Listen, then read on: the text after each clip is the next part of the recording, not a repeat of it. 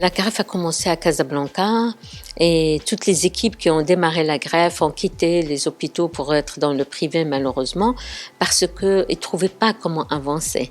Il faut avancer. La grève ne peut pas être un événement. De temps en temps, on va filmer une grève, de temps en temps, on fait une grève. C'est pas comme ça que ça marche. Les équipes de grève doivent faire des grèves régulièrement pour être performants en grève, pour augmenter le taux de succès. Donc, il n'y a pas beaucoup de monde, il y a de plus en plus de monde, il y a ce qu'on appelle, qui s'appelle des équipes. Mais que fait une équipe de grève quand il ne fait pas de grève? Mais il n'y a pas d'équipe. Nous, on n'a pas besoin malheureusement. Moi personnellement je pense qu'on n'a pas besoin de plusieurs équipes, on a besoin d'une équipe ou deux qui font régulièrement des grèves, qu'il y ait la compétence augmente et ils deviennent performants. En Europe, par exemple, pour beaucoup de pathologies, il y a des centres, c'est-à-dire on regroupe telle ou telle pathologie parce que plus on forge, on devient forgeron.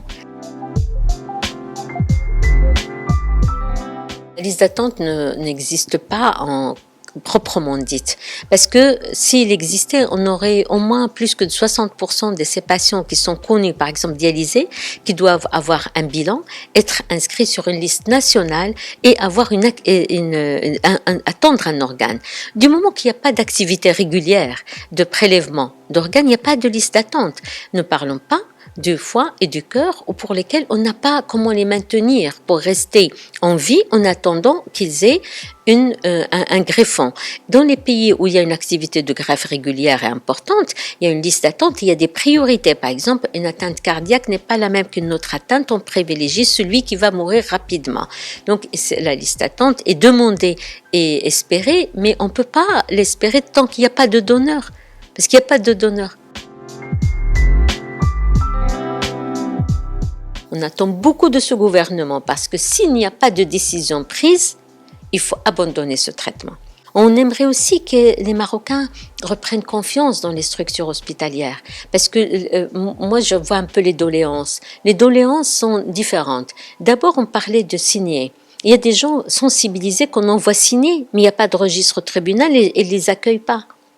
Parce que beaucoup de tribunaux n'ont pas de registre. Et ça, le ministère doit mettre des registres à la disposition de la population. Il doit informer sur la procédure pour que ça soit facile. On doit discuter de la prise en charge du donneur. C'est pas possible.